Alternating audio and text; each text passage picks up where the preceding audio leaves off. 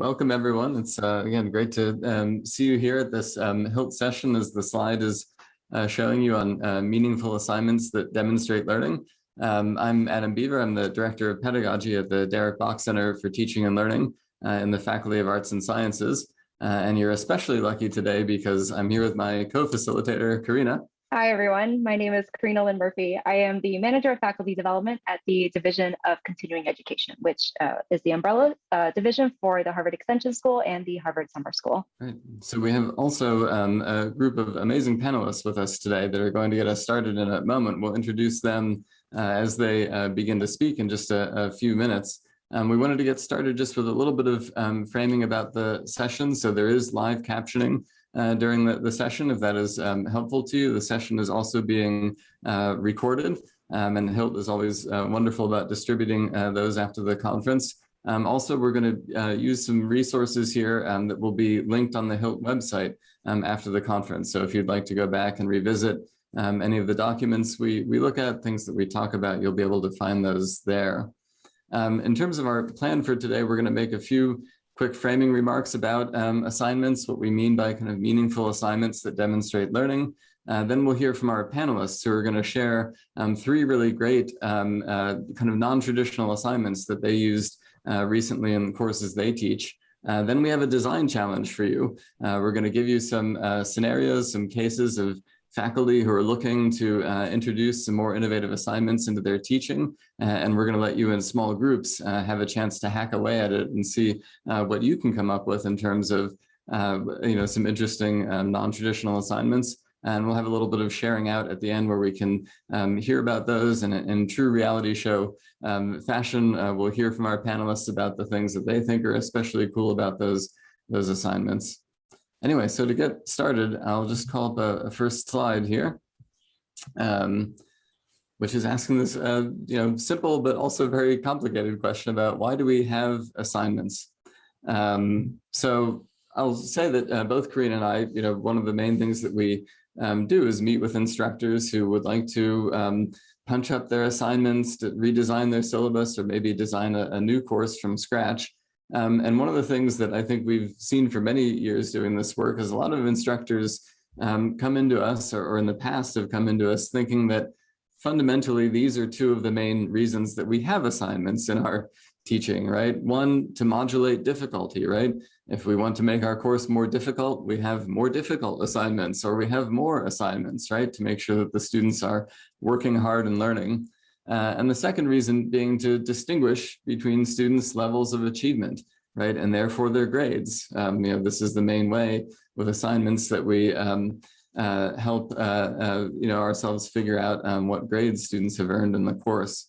And a couple of things follow from that about what makes for a good assignment, right? You can see those here. So a good assignment should be, first of all, hard, right? And perhaps even a little bit mysterious, right? Maybe it should take a little bit of, extra skill to figure out how to do well on the assignment. That way we guarantee that our students' performance on the assignment will be kind of distributed across the spectrum, right? The students who are really excelling will kind of figure it out and rise to the top. And the students who are struggling, will be distributed across the grading spectrum. And then secondly, a good assignment has to be graded, right? Because if the point is to use assignments to determine how students have performed in the course, then we definitely need to give them grades. And therefore, any assignment is going to feel at least a little bit kind of high stakes for students. So this is what we're kind of characterizing as a somewhat older way of thinking about assignments. And Karina is going to share with us now some of the newer ways that we see people thinking about assignments. The big shift in how we think about assignments is that the assignments are created as an opportunity for students to practice the things they're actually meant to learn, right? In a safe space that you, the instructor, or whoever's in the teaching staff has created a safe environment for them to trial things, to practice things, and to really understand what's important. The other part is for students to not only practice their work and practice doing the things they are meant to learn, but also for you to basically coach them and give them feedback on their work, what they can do better next time, all within the context of the actual class. Secondly, with a good assignment, it should be transparent, right? It shouldn't be a secret on how students can be successful. Students should have the tools and understand what a good assignment submission looks like. And it should be sequence, spaced, interweaved, and scoped to allow for growth. And that means that it's scaffolded well, where students feel prepared to understand the steps within the actual assignments, that they know I do this first, I do this next, I have the right tools to actually be successful within my assignments. And I can understand not only what good work looks like, but also what process is good for doing that good work. And finally, which is something that we think is very intuitive, but also is not, in perhaps previous times, is not often considered often, is that the assignment should really show from students that they are capable of producing authentic evidence of their own learning. And when we think about sort of older types of assignments, things like exams, does that really show that students can walk away from this class being able to do the things that you want them to do? Maybe, sometimes, maybe not. And so the things that we'll talk about today is creating a meaningful assignment that shows, that gives students the opportunity to show that they've learned what you want them to learn.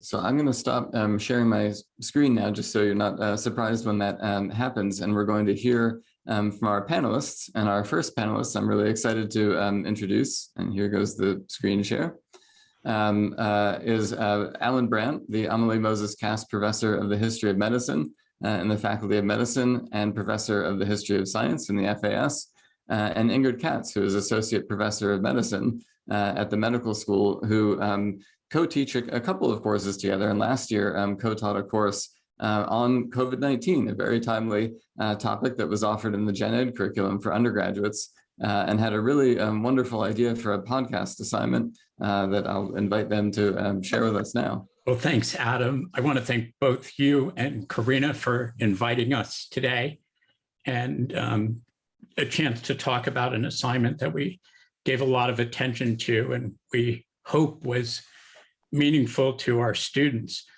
I have to say, sort of in putting this in context, I had been very concerned about assignments for a long time. I've been teaching at Harvard and teaching Harvard undergraduates and graduate students, as well as medical students, for a long time. And I realized some time ago that the problems that your first two slides, or your slide, represented about, why do we have assignments, was troubling me. And there seemed to be an assumption, especially on the part of my students, that it was about difficulty, differentiation, evaluation, as opposed to the learning aspect that an assignment creates an opportunity for. And I had noticed, as I was teaching a course on books, recent books in the history of medicine, to graduate students, and typical assignment, they were writing book reviews. And they had heard me talk a lot about the books. And then I was getting assignments that were really, I was the audience. And that began to concern me because, especially with graduate students, eventually they are thinking about much broader audiences than their teacher. And so we started doing book reviews, but for specific journals. And it really changed the assignment pretty dramatically, because every journal had a slightly different constituency, audience. And so the students in the courses had to figure out, where were they, who were they writing for? And the other thing about the assignment was I was encouraging them to send these book reviews into journals. And a lot of book reviews got published on the basis of switching that assignment. And it captured something that was really important to Ingrid and to me in our most recent course, which is that when students do assignments, they can be producing exceptional work for a much broader community, as opposed to just providing an assignment to a faculty member or a teaching fellow. And I think it was that idea that really guided us in the construction of the podcast for our students. And as we were developing the course, we realized everyone would be remote, everybody would be scattered, and a course on COVID-19, everyone was deeply experiencing the pandemic themselves. So we explored a lot of different ideas before we came up with the idea of students doing a podcast. But Ingrid has some slides and we'll walk you through this a little bit and what some of our goals and approaches were in constructing this particular assignment. Thanks so much, Alan. Hopefully people can see this. Is that okay? Okay, great. It was such a pleasure to get to teach this with Alan. And as he mentioned, this course was multidisciplinary. It was taught within the Gen Ed curriculum, and therefore we really wanted to ensure that it spoke to a wide variety of disciplines and also met the needs of students who were coming from a wide variety of disciplines. We didn't want students to feel like they had to fit into a certain box, and I think that was critical in terms of this assignment. Oops, sorry. So obviously, one of the biggest issues is that we were teaching about a topic that was unfolding in real time. And that's partly why a podcast actually offered a lot of flexibility, because as Alan mentioned, we were all remote last year. And so it ensured that people could really dive into their very personal experience. And I think, as per Alan's comment, I think the key here is that students have a critical voice to add, and it's a voice that can be projected onto a much larger stage if they are able to really tap into their own experiences and weave them into the larger narrative. So I'll just add this and then I'll pass it back to Alan, but I wanted just to give a very brief framework. You can see within the context of the overview of the course, we were covering a huge range of topics, obviously from scientific areas to epidemiology. We were speaking about race and racism and disease, prisons and incarcerations, public health infrastructure, mental health.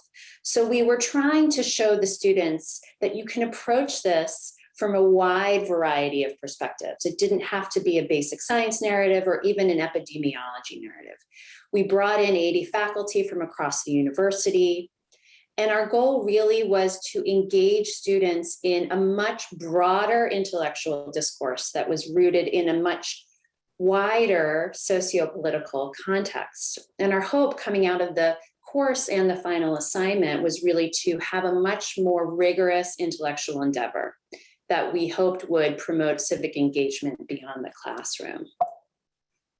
I would just add quickly, one of the goals of the course was to convince students about how the university had reacted to the COVID crisis and global emergency. And so we brought in many faculty across all fields, and it encouraged students to think very widely about the pandemic. And then I would say the idea that we had of producing a podcast gave students a lot of options about how they wanted to utilize some of their own experiences and interests in developing a short 10 to 12 minute podcast. I've never made a podcast. We had incredible help from the Box Center, many resources. Our teaching fellows and graduate students were deeply engaged in the process of designing what was a complex assignment. Thanks, Alan. I think you've said this perfectly, which was really our goal here with this podcast, was to move it to a separate space that really had a social function, that was beyond just a simple evaluation. And it provided people to have a different format beyond a traditional research paper. People used ethnographic and oral history approaches, and our goal was really to ensure current and future access. So we worked, the TFs worked with the archives to ensure that all of these podcasts are now archived. And we saw it almost as a time capsule because everyone was living through this moment simultaneously. And our hope is that future generations will be able to look back and hear a variety of voices about what was happening real time. And that, I think, really resonated with the students. I can just give a sort of one of the things this slide represents the way we scaffolded the assignment. I think for a complex assignment, for something most of the students had never done before, the scaffolding and separating into smaller problems was critical to the success of the students. And I have to say, I think the students really embraced this as a major capstone assignment for the course. They gave a lot of thought to who they might interview, a lot of thought to how a podcast presents an argument, some of the skills that they developed of contacting people and interviewing them about their experience were crucial to them, meaningful, emotionally resonant. And we really got some fantastic work through this. And I did have the feeling that students felt deeply invested in the assignment itself, in part because they realized it had a public quality. It wasn't really just to prove something to our teaching staff or to Ingrid and me. It was really about its public-facing aspect. And I would just add one thing. We were able to arrange with the Harvard archives to archive these. And as a historian, I was always thinking, these are the kinds of documents that we often don't have from a health crisis or some kind of global experience. And we were going to deposit all of them in the archive. And I think that was incredibly meaningful to the students. And it confirmed our notion that they were producing something for others, not just for the class, and that their work had value. And that's something that I think is a kind of essential learning aspect of this. Sorry, I didn't mean to jump the gun there. No, please. This is We're probably running out of time, Ingrid. There was a rubric that we utilized. And again, this is simply, sorry, it's a little bit tight on the page here, but I think, again, we were trying to show people that there's more, this has a more holistic view of this assignment. It wasn't just simply, you have one interview that you knock it out of the park. There's a complexity to this that involves a much broader utilization of skills that students have at their fingertips. And this was the rubric that was utilized. And Alan mentioned that some topics. I don't know, would you like to elaborate on those? Yeah. Yeah, I was just so impressed with how thoughtful and fascinating the work was. We got a fantastic podcast on celebrating Ramadan remotely in lockdown Los Angeles. A number of our students talked to frontline health workers, not just about being in the hospital, but how it felt to come home and potentially be a risk to one's family. We had a number of podcasts that explored racial disparities and how they actually work. One student talked to artists about how the lockdowns and the pandemic was affecting their work. There was one student who talked to people who work on Broadway and how they were experiencing the pandemic. Indigenous populations. We got a fascinating podcast about the sort of vogue of playing the video game Animal Crossing among millennials during the pandemic. And I've been thinking that these are in the archive and they have insights and opportunities, and they created documents that will be useful to people like me 2 generations ahead who come to the Harvard archives to see how students interpreted it and preserved voices from the pandemic. And there was something, I think, incredibly gratifying to Ingrid and to me and to the teaching fellows that this volume of work that was produced was also public and preserved. So just our final reflections. Again, I think our class was unique in the sense that this was, and still is, an ongoing global event. And so it was really critical for us to situate this within the context of this moment and all of the ramifications.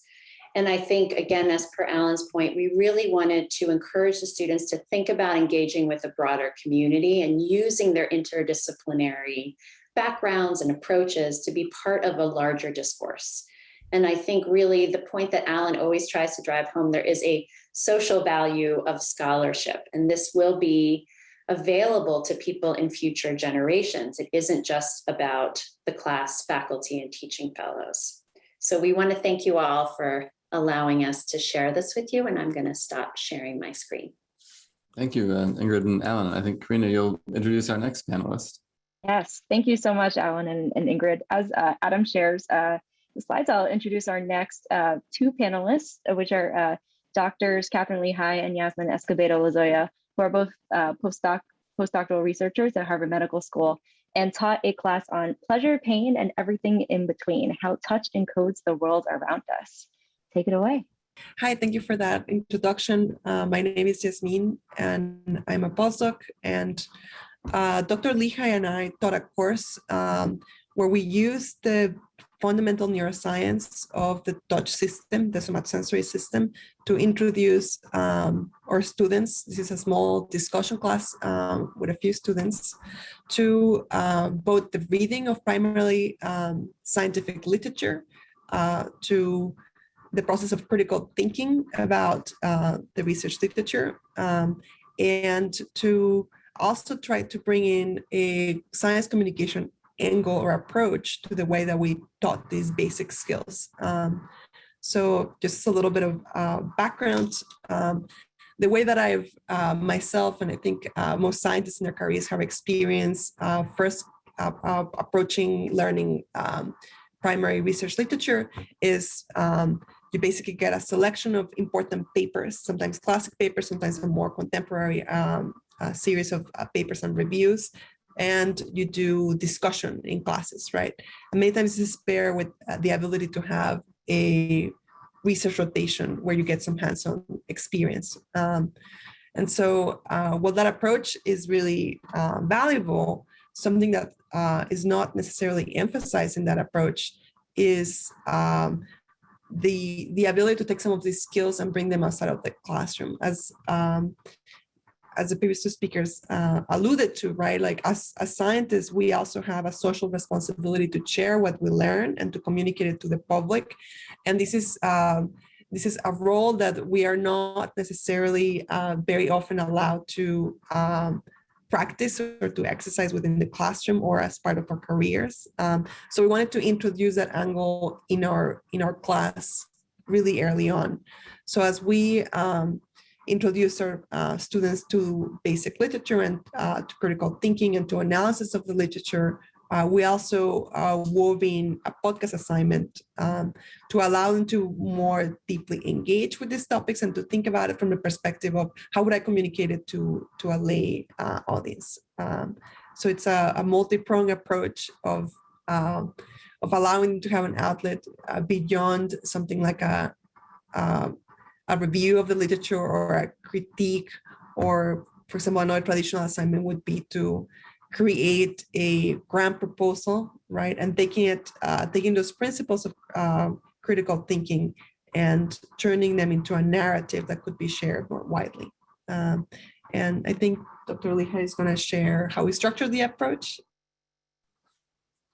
Yeah, so when we thought of this final assignment of a podcast, we thought that would be so cool because it could really allow the students to not only engage with the community, think about how the science we learn in the class is applicable to everyday life or to a specific target audience.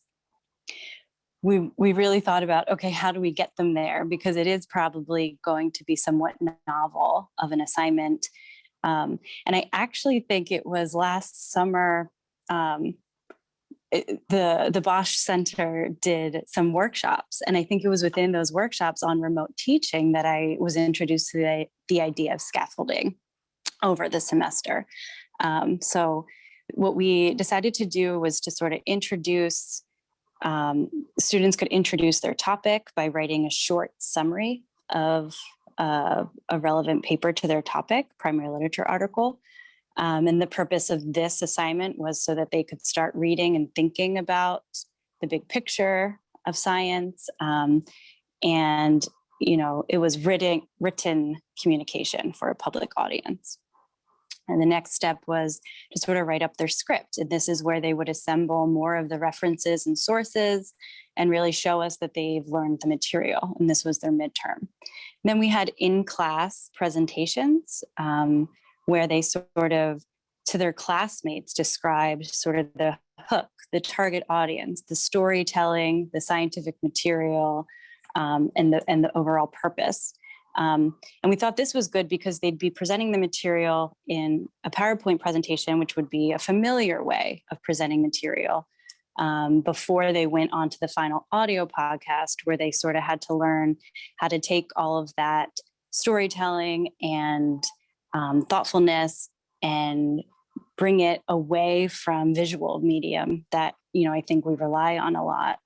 And then they could also, at this point, they've learned the material, they've had lots of feedback from us along the way, so they could really just sort of engage with the material. Some of them did interviews, some included music, and then to just get fun and creative. So that's really the nitty gritty of the assignment. And then as far as grading, we had rubrics for each of the steps. And we could go to the next slide. And so for the final assignment, we graded on these 5 main areas. The introduction, which was just sort of their, you know, had they thought about the purpose? Did they have a clear purpose to their project? And then, of course, you know, we graded on conceptual understanding of the material, which was really, at this point, you know, everyone knocked out of the park because they had had all those previous assignments. Delivery and production and music did go into the grading. And then use of literature and resources, which again, you know, they had been receiving feedback along the entire semester. So I think in reflecting on this assignment, we loved it. We thought the final products were so impressive. It just was really fun to listen and grade these assignments at the end, knowing how much the students had improved from start to finish. And we actually, Yasmin put together a survey. So we asked the students for their own feedback and reflections so that we would know, you know, kind of how it went well or didn't go well. And we felt, or the responses indicated that the students all felt that they improved their scientific literacy, that they improved their scientific communication skills. Most of them thought the assignment was really exciting and something novel and a way to engage with the material in a fun way.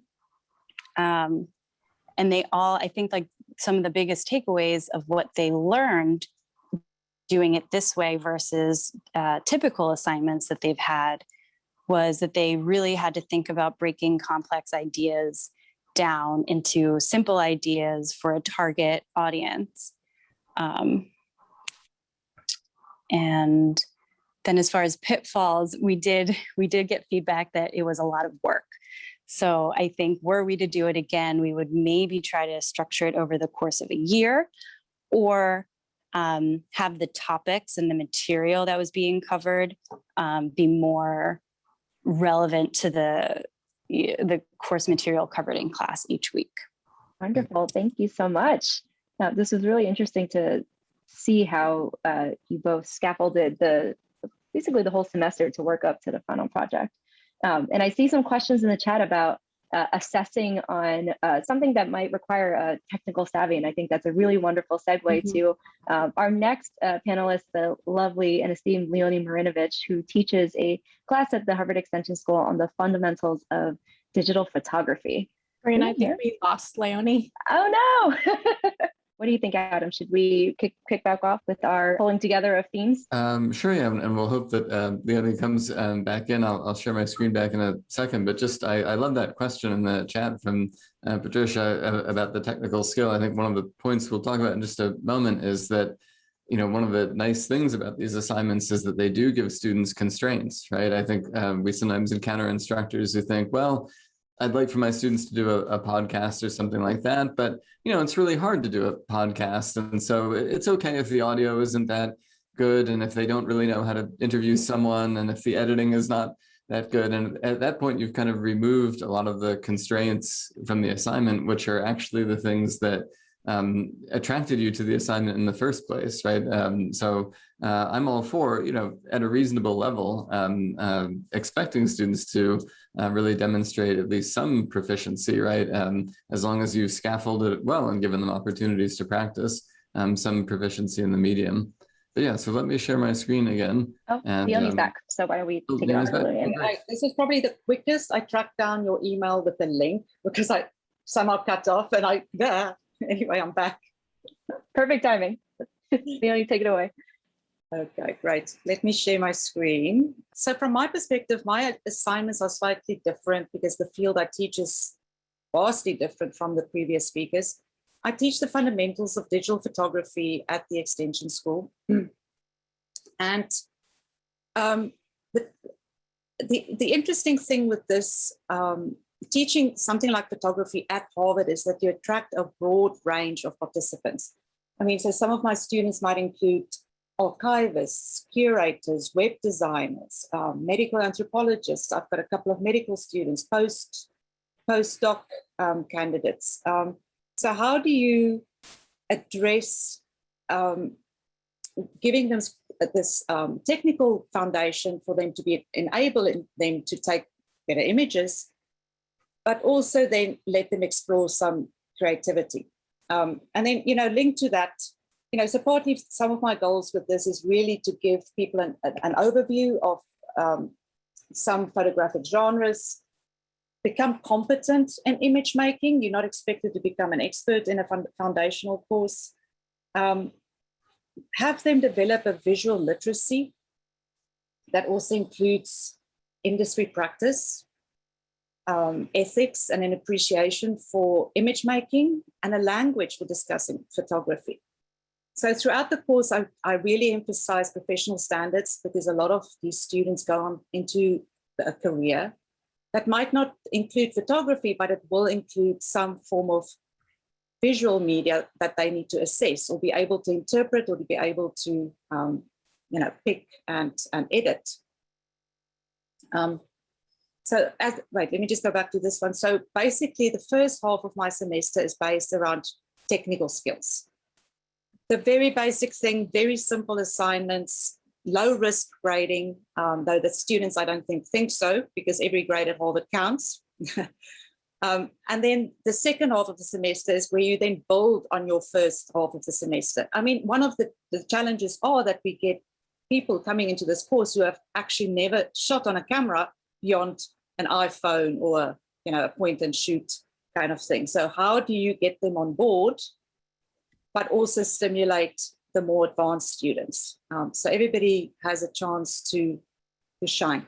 So I'm a firm believer in assignment scaffolding.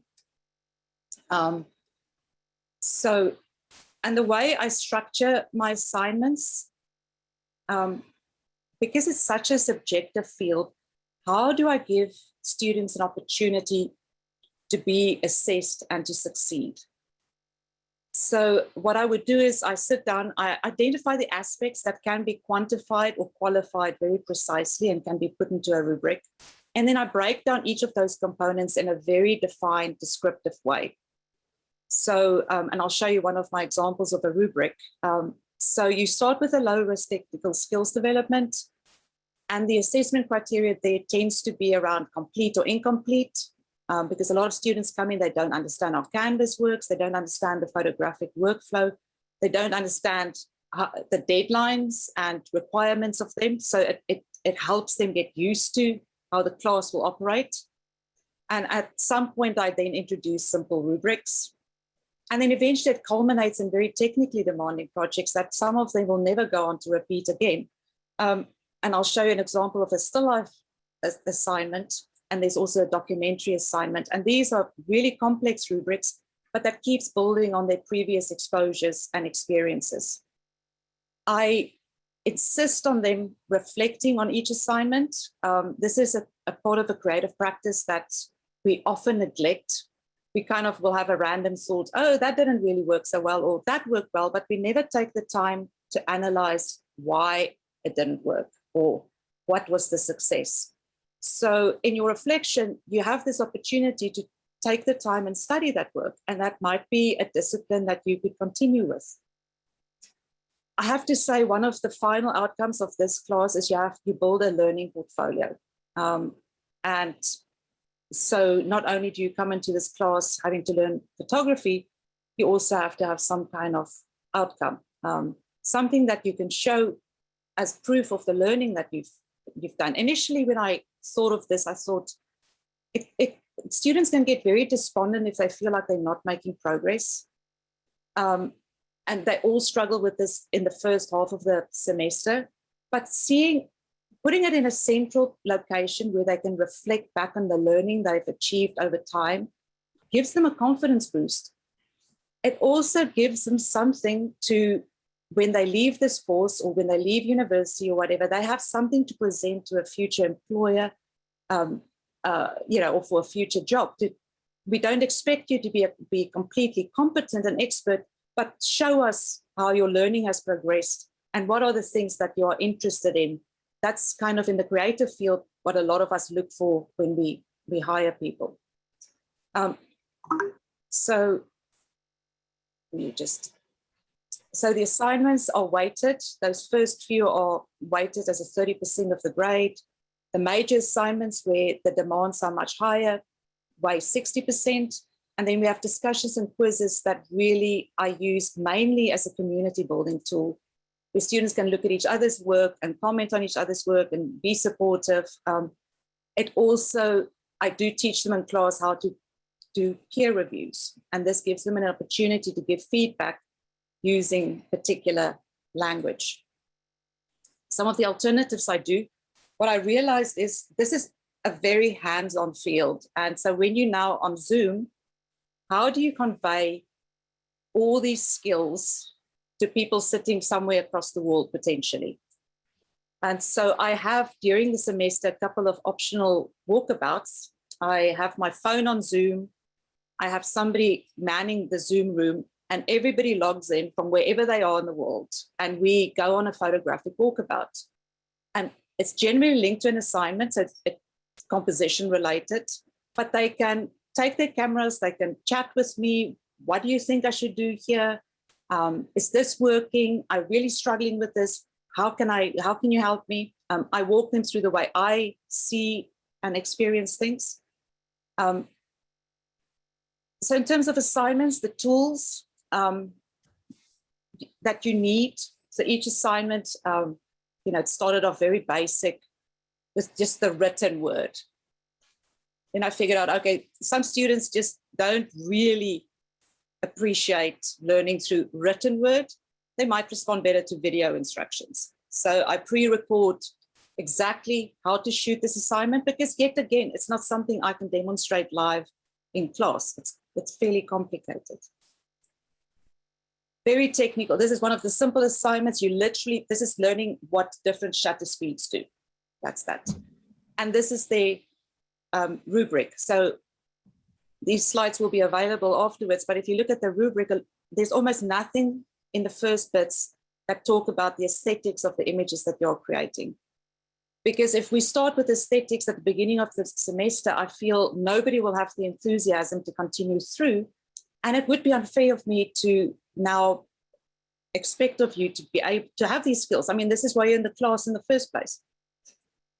And then we move on to like the major assignments. So by the end of the semester, you wouldn't believe what people actually then manage to achieve. So this is a still life assignment that we do, and it's based on the Dutch Vanitas style. So we dedicate an entire lecture on still lifes. Before that, we do lots of lighting exercises. So they already have the equipment and the tools. Now it's time to bring in your intellectual capacity. And so this is quite a complex rubric. It goes on. So first of all, we look at, just complete the assignment in the way it was requested and you'll get 5 points. Then we look at visually, but again, the visual aspect. So there's the technical component of a visual product, and there's also a creative vision engaged. So I break those down really in what do I mean by technical ability? What is it that we look for when we look at your images? And then the final piece, so there's a technical delivery, because metadata and data management is such a key part of a professional practice. I do put emphasis on it, and it's something that I do right from the beginning all the way through to the end. So by the end that they leave there, at least they'll know where their pictures are if they have to search for it. And this is the intellectual kind of aspect of it. So some challenges in implementation. So sometimes they just don't work the way you envisioned it to be. And so just be open to adapt, change, even discard some of these assignments, and admit to your students when it doesn't work. The way I do it is I generally get their feedback. And then we kind of come to a joint decision that this might not have worked. Or I do a mea culpa. I'm so sorry, this was really tricky. Maybe it's whatever. So we drop it. Timing and expectations of student growth, we need to be realistic because I deal with such a variety of students who enter. My expectations are generally really high. And so at the beginning of each semester, I have to kind of just remind myself again that things will work out in the end. They all get there in the end. I haven't lost a student yet. But I need to be more patient or more realistic in what I think they should be achieving. And so this often needs harking back to your own experiences when you first started learning all these new technologies. And then what I've also discovered over time is what works for one group doesn't necessarily work for the next group of students. So I have a series of alternative assignments that I might replace the other ones with. Some assignments just don't work if I never see them, for instance. So let's just plug in a different one. Successes out of this approach, I feel, is that both the students and I feel fairly accomplished by the end of the semester. It's a long route.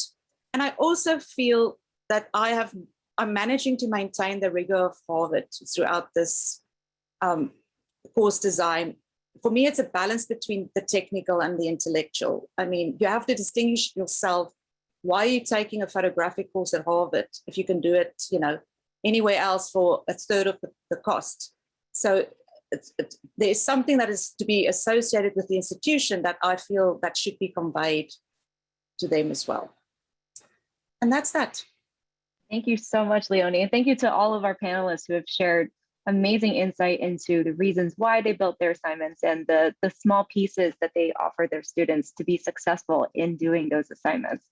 We'll do a virtual round of applause. And so what Adam and I are going to do right now, we're going to jump into really quickly some principles of creating meaningful assignments that have been distilled from the practices that the panelists had shared. And then we're going to jump into a design challenge. So the first 3 principles for meaningful assignment design, one is alignment and clarity, and being clear about the expectations for assignments. So for example, Leonie said, I want you to be competent at photography. And we're going to be realistic about the expectations that I have for you, some of you are true beginners. That is important to convey to your students on what success looks like in your assignments. And the next thing is encouraging reflection. And this is something that you all had said were really important, not only reflection for students on how it's going for them, but also reflection for you, especially if you're trying out an assignment for the first time that's new, hearing back from students on what's working, what they might need more help with, and what might not be working at all. And lastly is structuring group work. And so if you have an assignment that involves a lot of group work, working together in a group is a pretty significant skill that your students might not necessarily have solidly under their feet. And so don't leave group dynamics up to chance. Ask students to draft something like a group contract and build work time into class. So continuing on, I'll take us to the next three so we can get to our design challenge. So continuing on Karina's theme of, how to really support students doing this. And we heard a lot of great points about this and examples from the panelists. Scaffolding, right? And that doesn't just mean, creating a lot of new assignments, mini assignments along the way. It can mean actually repurposing some of your existing assignments, right? So if you, in your current course, had students writing a weekly response paper, let's say, to the reading, maybe thinking about asking them to record a couple of those, as an audio file or something like that, to get them comfortable with the idea of recording audio and uploading it to the Canvas site and so on, right? So there may be ways to repurpose existing assignments to be scaffolding for a later project, or sometimes it might require creating new smaller assignments that are along the way. And remember, those don't need to all be graded assignments, right? Those can be in-class activities. There are a lot of ways that students can be practicing those skills. So speaking of in-class sort of things, our next point, hackathons, right? That often in assignments, we kind of separate the telling from the doing. We say, here's your assignment, here's the assignment sheet, we'll talk about it in class, then you go away and do it, right? Well, why not have students do some of the assignment in front of you? We've encouraged a lot of faculty at the Bach Center to do this, and I think they've all had a great time, not only because the students produce better work, right, because they're actually able to get coaching right there in the moment, but also the faculty member just gets a whole new way of seeing their students, right, and actually watching them work, being able to kind of lean over their screen, seeing what they're up to, where they might be having a misconception that the instructor hadn't anticipated. So I think those can be a lot of fun for everyone. There are lots of ways that we can hope to host those at Harvard. And last but not least, we saw great examples of these two rubrics, right? That sometimes you might feel a little bit reluctant to give students the rubric ahead of time. Again, that's that way of thinking that, well, part of the purpose of the assignment is for there to be a little bit of struggle, for the student to kind of figure out for themselves how to interpret the mission of the assignment. I think there are ways to do that, but I'll also give them a rubric, right? Give them a sense of what they're aiming for. As Karina mentioned, in the first slide there with alignment, right? Set clear expectations for students. If you're asking them to do a podcast, there are a million different kinds of podcasts out there. I think everyone in Hollywood has a podcast these days. Are students aiming for kind of long form journalism? Or are they aiming for a comedic podcast, right? It may not be obvious to them, even though it may be obvious to you what you were imagining. So don't hesitate to give them the rubric ahead of time. In any case, let's get on to our design challenge. Yes, in an attempt to practice what we preach in terms of telling you what a good, meaningful assignment is, we want you to practice doing it.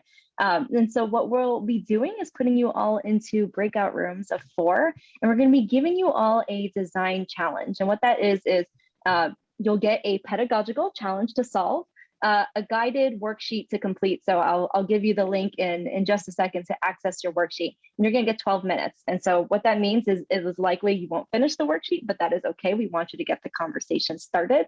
And what you'll be doing is establishing the objectives for the specific case that you'll be getting. We have a couple of challenges of fictional instructors who are dealing with an assignment issue and want to make a new assignment, choosing the assignment modality, and then deciding on the implementation plan, the scaffolding, and the assessment plan. And so what we'll be doing is putting you into groups. I'm going to put a link into the Zoom chat right here to a Google Drive folder. And what that folder has is a worksheet for every breakout room group.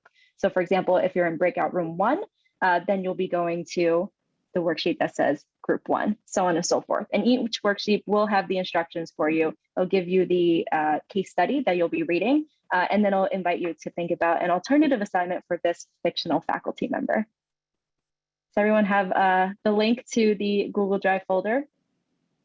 So if you open the link now, you can keep that folder open. And then once you find yourself in the breakout room, you'll know which document to open and which case study you're working on and so on. Wonderful. All right, so Melissa is going to put you into breakout rooms, and we will see you in 12 minutes. And come back here if you have any questions. Welcome back, everyone. Everyone should be back in just a few moments here. Oh, great. everyone has rematerialized. We were watching, we were spying on you while you were in the breakout rooms, looking at your Google Docs as you were working. And we were so excited to see all the great ideas that were popping up. Being mindful of time, I wanted to ask if maybe there were just a few breakout rooms that wanted to share some of the things that they talked about. I can do some warm calling. I saw that some of the groups that were really focused on scenario 2 had a lot of nice things they were working on. I think maybe rooms 2 and 8 in particular, but anyone who'd like to speak up, we can start with, Ray, I see that you have a hand up. Oh, just indicating that I'd like to share, even though we haven't filled out our form. We did have a good discussion about the assignment, I felt. Great, well, please share. We won't hold you to the worksheet. What did you talk about? Thank you. Sure, so we were group 7 with Seth and Kama, K-A-M-A. I apologize, I don't remember the last names. I'm very bad with remembering names. We chose number 1. We just didn't have much time, so we went for that one.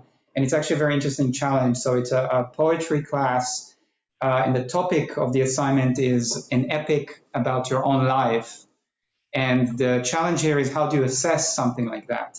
So there's issues of privacy, of scrutiny, or of criticism, people being willing to open up, people feeling safety in the learning environment, and fairness. There's so much that goes into it. And kind of what we ended up coalescing on is, firstly, the assessment has to be formative rather than summative.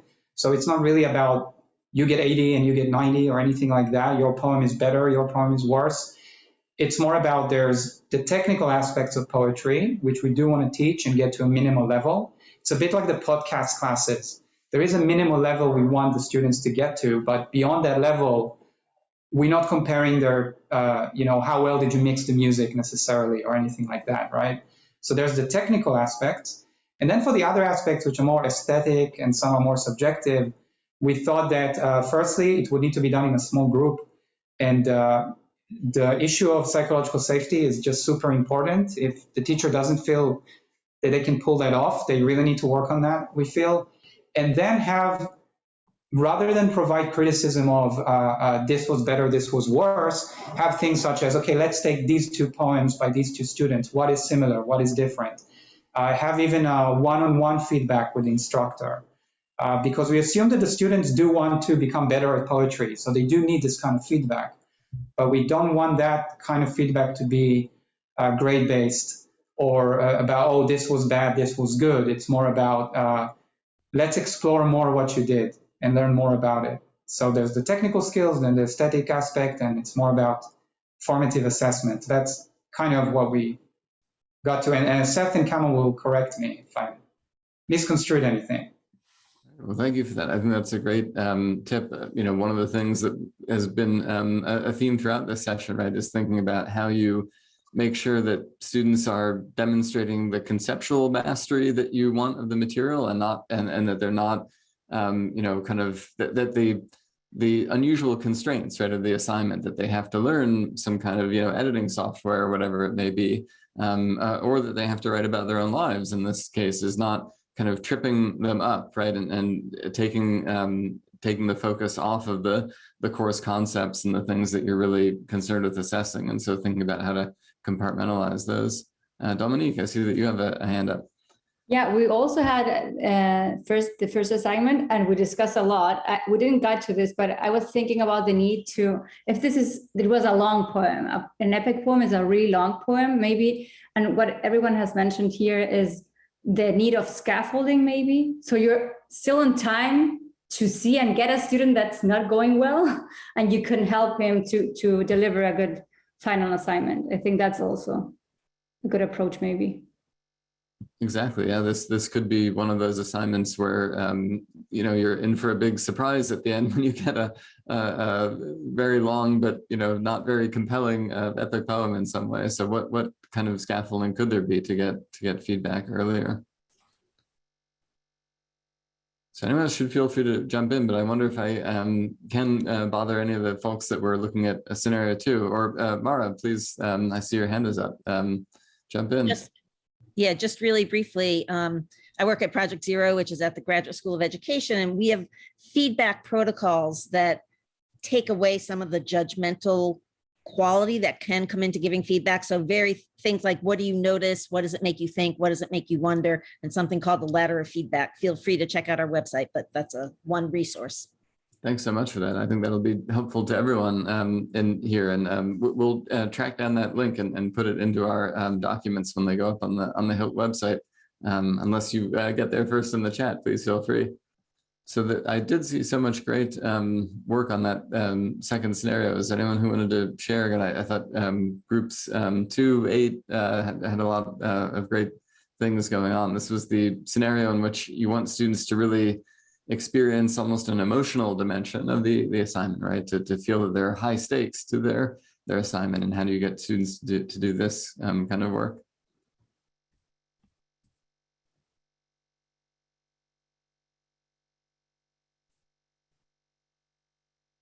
I'm also keenly aware that we are the main thing standing between you and lunch right now. Adam, I can speak a little bit about our discussion on case 2. Great. One of the challenges that we saw in the assignment was the potential conflict between, although we tried to come to some resolution, building empathy and a kind of emotional awareness and understanding of living in the chaos of a crisis on the one hand, with what we took to be broader goals for a public health official in training, of being able to manage the situation, not at the individual level, but at a more systemic level. And so we spent actually a fair amount of our 12 minutes on just the objectives. And are there ways, we wondered whether there are ways to build that empathic connection to the individual experience in the service of, or on the way to then being able to understand what Natalie in the case says, the unknown unknowns and the chaos of a crisis. So we went towards a simulation idea, but with strong anchors in individual reflections. So there was a necessary interactivity, but an inhabiting of individual roles and reflection about what those roles felt like. Yeah, thanks. A lot of great points there. The idea of the simulation to get people again to reflect on the experience, not just to go through it and then sort of walk out of class and not have that moment of reflection. I also think you made a great point that 12 minutes to design an assignment is kind of crazy. So we gave you an impossible task, but we think you did an amazing job, and we hope you had a lot of good discussions in your groups. As far as we can see, we think that you did. And we hope that you'll continue this conversation. I know that we're at time. So I will do one last quick screen share here. Here we go. Mainly just to point out that Karina and I, we've put our email addresses here. We'd love to hear from you. If you'd like to connect with one of the panelists, we can also be a conduit to make sure that you're able to track them down. We heard such great inspiring assignments from them. And again, a lot of these, all of these resources that we've talked about will be available on the HILT website after the conference, including there are a couple of links which I know are not super useful in a projected slide, but when you download the slides for yourself to some of the Bach Center's documents about a lot of the issues that we've talked about today, how to set up productive groups, how to frame assignments and their objectives, how to think about rubrics, and particularly how to assess some of these skills that aren't maybe the most conventional skills for students to be learning in our courses.